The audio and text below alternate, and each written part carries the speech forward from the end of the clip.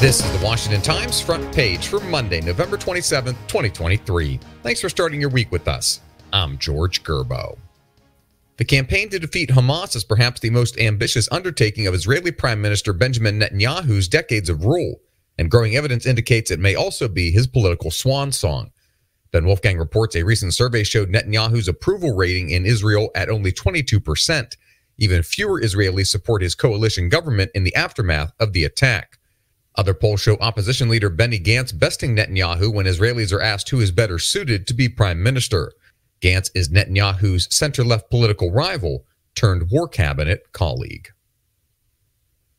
The Supreme Court is set to hear arguments on whether civil penalties imposed by a federal agency violate the Constitution. In SEC versus Jarksy, Alex Swoyer reports the Securities and Exchange Commission seeks to overturn a lower court ruling that it violated the 7th Amendment when an administrative law judge fined a hedge fund manager $300,000 for a securities violation.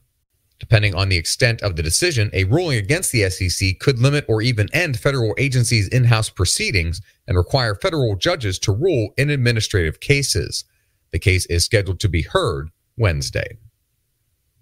Auto dealers are struggling to sell backlogs of electric vehicles pushed onto their lots by manufacturers that have been forced to ramp up production by the Biden administration. Susan Ferricchio reports electric vehicle sales made up a record high of vehicle sales in August, but have cooled since. Dealerships say consumers are seeking hybrid vehicles or gasoline-powered cars that are, on average, less expensive and don't require a full charge, especially on longer trips. Electric vehicles made up 7.2% of all vehicle sales nationwide in October. Birth tourism usually involves a woman trying to deliver a baby in a more prosperous country than where she's from, but an Australian influencer has sparked a debate over the practice. Stephen Dinan reports Shannon Michaela has been posting on social media about her experience in selecting Costa Rica to deliver her baby. She figures the nation's birthright citizenship policy would protect her new child and, by extension, give her status in another country. Using children as a means of immigration works in countries that allow birthright citizenship, the concept that a child wins citizenship from its country of birth. The Law Library of Congress in a 2018 report counted 34 countries that grant automatic citizenship at birth. Most are heavily concentrated in North and South America. And finally, a motion to expel Israel's ambassador to South Africa and shut down the Israeli embassy is set for a vote this week.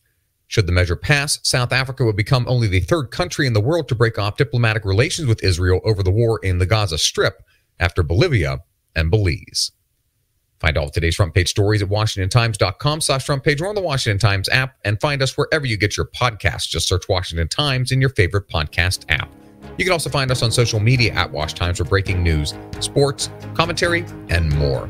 For the Washington Times, I'm George Gerbo.